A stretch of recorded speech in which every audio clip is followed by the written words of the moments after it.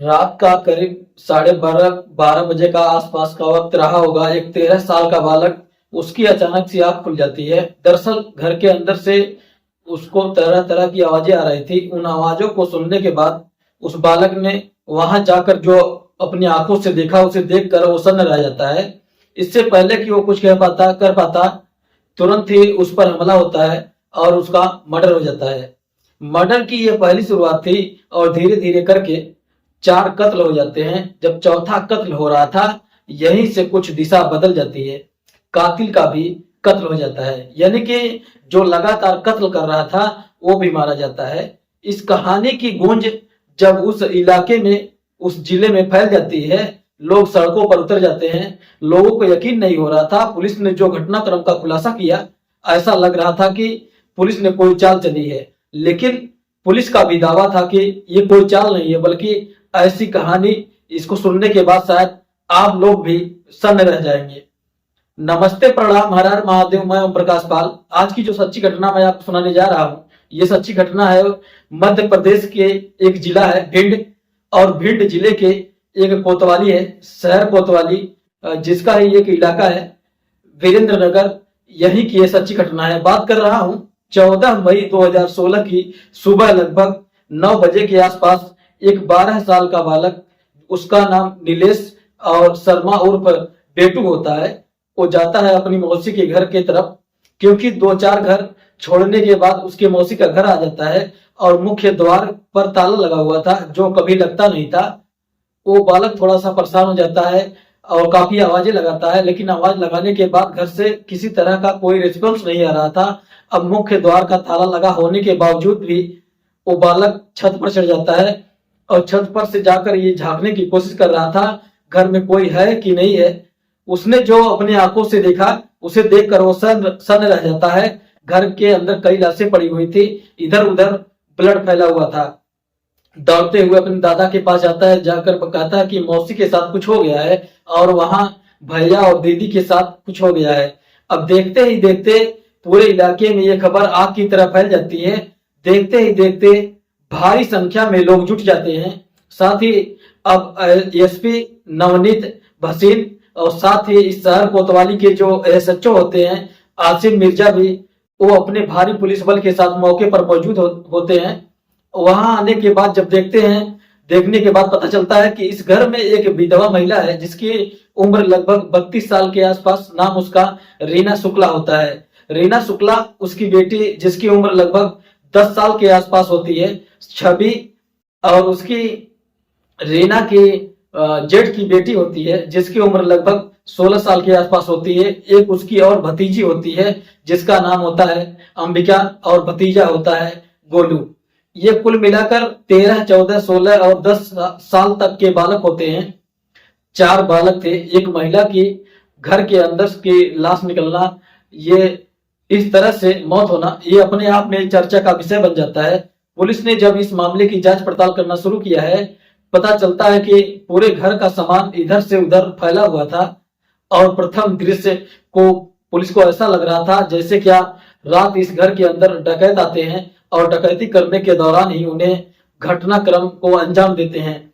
Police ने जब बारीकी से खंगाला तो ऐसा कोई बड़ा सामान घर से नहीं गया था जिसके आधार पर ये कह सके कि पहले डकैती पड़ती है या फिर मौत होती है, उसके बाद ही ये 5 हत्याएं हो जाती है।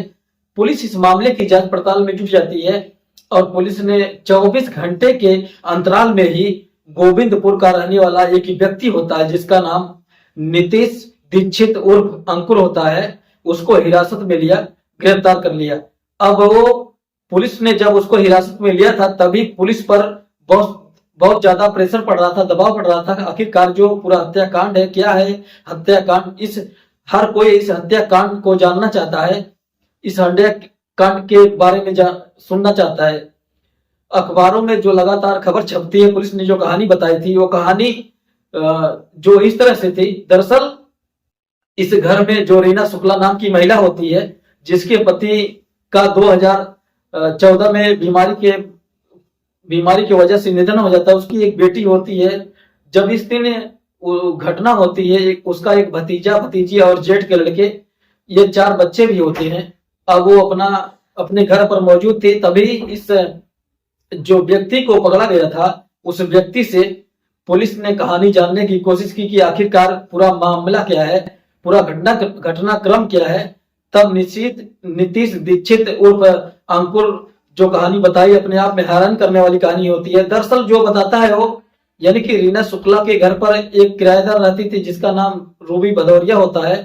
वो उसके बच्चों को ट्यूशन पढ़ाने के लिए आता था। उसकी उम्र उस समय लगभग 24 साल के आसपास थी और 31 साल के आसपास। और वो घर पर आया करता था, महिला उससे हाल चाल पूछा करती थी। हाल चाल पूछने पाछने में ही कब दोनों एक दूसरे के दोस्त बन जाते हैं उन दोनों को पता ही नहीं चलता। लेकिन इस विधवा महिला को और इस दोनों की जब बातचीत का सिलसिला शुरू होता है, ये लगातार फोन पर बातें किया करते थे। 2 महीने में ही बताया जाता है कि 300 से ज्यादा आपस में 2 अलग अलग नंबर पर बातचीत किए। इतनी गहरी दोस्ती कैसे हो सकती है? अब बातचीत का सिलसिला लगातार चल रहा था। रात को उसको इशारा मिला करता था और ये जो शिक्षक होता था, ट्यूशन टीचर होता, अंकुर उर्फ नीतीश दीक्षित होता है, वो आ जाया करता था। उसने नर्सिंग का भी कोर्स किया हुआ था। दरअसल निशा को दवाइयां कुछ ला कर दे दिया करता था और ताकि बच्चे आराम से सो जाएं। उसके बाद ये दोनों एक दूसरे के साथ शारीरिक संबंध बनाए, जितना वक्त वो चाहे उतना वक्त एक दूसरे के साथ बिता सके। लेकिन 13-14 मई 2016 की उस रात में, उस दिन लड़कियों ने तो दवाई खाई थी नींद की, लेकिन उस लड़के पर शायद उतना असर उस दवाई का हुआ नहीं जितना हर बार हुआ करता था। अब जैसे ही रात में 12:30-1 बजे के आसपास का वक्त हो रहा था, इसी बीच में जो लड़का होता है गोलू की आंखें खुल जाती है और गोलू की जैसे ही आंखें खुलती है, घर से अजीब तरह की आवाजें आ रही थी। उसने जब झांक कर देखा तो उसके बुआ किसी व्यक्ति के साथ अवैध रूप से संबंध बना रही थी। अभी वो गलत स्थिति में थी। उस गलत स्थिति देखने के बाद, इससे पहले वो कुछ कह पाता, तभी रीना और उसके जो प्रेमी होता है जिसका नाम नीतीश दीक्षित होता है, दोनों ने मिलकर प्लान बनाया कि इस गोलू को मार दिया जाए। उसके हाथ और पैर बांध दिए जाते हैं ताकि वो चीखे और चिल्लाए न, इसलिए उसके मुंह में भी कपड़ा ठूस दिए जाते हैं, चाकू से उसको गोद दिए जाते हैं। जब वो मर जाता है, इसी बीच में उसको शोर शराबा सुनने के बाद पहले अंबिका जाग जाती है, फिर वही महिमा जाग जाती है। जैसे ही गोलू को मारा गया था, ठीक वैसे ही अंबिका और महिमा को भी मार दिया जाता है, चाकू से उसको बुरी तरह से गोद दिया जाता है, काट दिया जाता है। इसी बीच में जो इसकी बेटी होती है छवि की भी आंख खुल जाती है। रीना की इकलौती बेटी थी छवि, जब उसकी आंख खुल जाती है, जब वो आती है, अब उसने कातिल जिसका नाम होता है नीतीश दीक्षित ने जब छवि को मारने की कोशिश की, रीना ने उसको रोकने का दिलासा दिया। तो कहा कि तुम इसे क्यों मार रही हो? तब कहा कि इसको भी मारना जरूरी है, यदि इसको हमने नहीं मारा तो पुलिस हम दोनों को पकड़ लेगी, इसलिए इसको मारना ही पड़ेगा। आखिरकार जब छवि की मौत हो जाती है, तब रीना शुक्ला का बहुत ज्यादा अफसोस हो रहा था। जब रीना शुक्ला को अफसोस हो रहा था, तब जो ये अंकुर होता है, अंकुर को ऐसा लगता है कहीं ऐसा ना हो ये 4 कत्ल हो ही गए हैं, कहीं पुलिस पकड़ लेगी और पकड़ेगी तो फिर हमें हमेशा के लिए जेल भेज सकती है। तभी उसने आखिरी जो अपनी आंखों से देख रहा था, 4 कत्ल कराने में पूरी मदद कर रहा था, यानी कि रीना शुक्ला, उसको भी उसी तरह से मार देता है जिस तरह से गोलू, महिमा, अंबिका और छवि को उसने मार डाला था। हत्या करने के बाद वो घर के अंदर रुकता है करीब 1 से 1.5 घंटा। कुछ इस तरह से सामानों को इधर से उधर फेंक रहा था जिससे पुलिस को या परिवार के लोगों को लगे कि घटना लूट की हुई है, डकैती की हुई है। और विरोध के चलते 1-2 नहीं बल्कि 5 की हत्या हो जाती है। महिला जब 5 सहित 5 की हत्या हो जाती है, तब इसी तरह से उसने कुछ दिमाग लगाया। दिमाग लगाने के बाद यहाँ से सीधा गोविंदपुर पहुंच जाता है, जो मोहल्ला होता है। लेकिन पुलिस ने जब कॉल डिटेल इस महिला की निकाली, तो कॉल डिटेल निकालने के बाद इससे पता चलता है कि इसके संबंध कुछ ज्यादा थे। पुलिस ने जो फॉरेंसिक टीम आती है, और फॉरेंसिक टीम आने के बाद जब इसने घर से सबूत जुटाने की कोशिश कर रही थी, घर के अंदर ही रखे हुए एक लाश पर इस लड़के यानी अंकुर उर्फ नीतीश दीक्षित के फिंगरप्रिंट पाए जाते हैं। साथ ही इस महिला के जो स्लाइड था और इस लड़के के जो अंडरवियर पर निशान थे, उन दोनों का डीएनए सैंपल लिया जाता है। तो पुलिस का दावा है कि वो सैंपल भी मैच कर जाते हैं, यानी कि डीएनए सैंपल मैच कर जाते हैं, यानी उस लड़के के निशानदेही के आधार पर उस चाकू भी बरामद कर लिया जाता है। 5 कत्ल करने वाले उस आरोपी जो शिक्षक होता है, जो ट्यूशन पढ़ाया करता था, बच्चों को ट्यूशन पढ़ाकर अपने परिवार का भरण पोषण कर रहा था, और उसकी भी जिंदगी अभी कुछ भी नहीं थी। बताया जाता है कि 24-25 साल के आसपास उसकी उम्र होती है। उसने 1-2 नहीं बल्कि 5 कत्ल कर देता है। पुलिस जब घटनाक्रम का खुलासा करते ही परिवार को लोगों को यकीन नहीं हो रहा था। परिवार के लोगों ने कहा कि हमारी बेटी को एक चरित्र का हनन किया गया है, उसके साथ गलत किया गया है, और हम इस अपील करेंगे।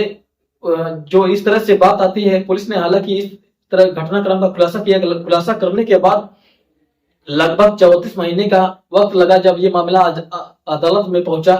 अदालत में चार्जशीट लगा और अदालत सुनवाई हुई। सुनवाई जज साहब के पास जब ये बात पहुंचती है, जज साहब जो होते हैं ये मेल राठौर, वो कहते हैं कि ऐसे व्यक्ति को समाज में रहने का कोई अधिकार नहीं है।